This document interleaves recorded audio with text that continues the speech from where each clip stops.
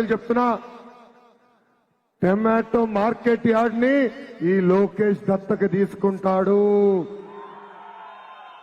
Tomato రైతులు పండించినా ఎంత పండించినా గిట్టుబాటు ధర ఇచ్చే బాధ్యత మేము తీసుకుంటామని టమాటో రైతులకి ఈ లోకేష్ ఇస్తున్న హామీ.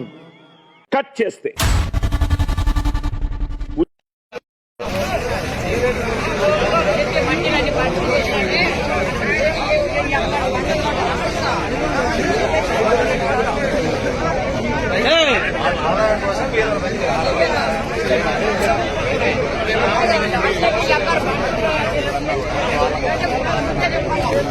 Farmers welcome back to my channel. Friends, ఈ వీడియోలో మీరు చూస్తున్నారు కదండి, ఇక్కడ వచ్చేసి ఫార్మర్స్ అన్న వాళ్ళు అంటే అనంతపురం టొమాటో మార్కెట్ ఉంది కదండి, ఇక్కడ వచ్చేసి ధర్నా చేస్తున్నారు.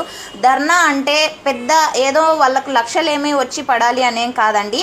టమోటా యాక్షన్ జరగలేదండి అనంతపురం టొమాటో మార్కెట్లో. ఇంత టైం అయినప్పటికీ కూడా యాక్షన్ జరగలేదు. నిన్న కూడా సేమ్ ప్రాబ్లం ఫేస్ చేశారండి.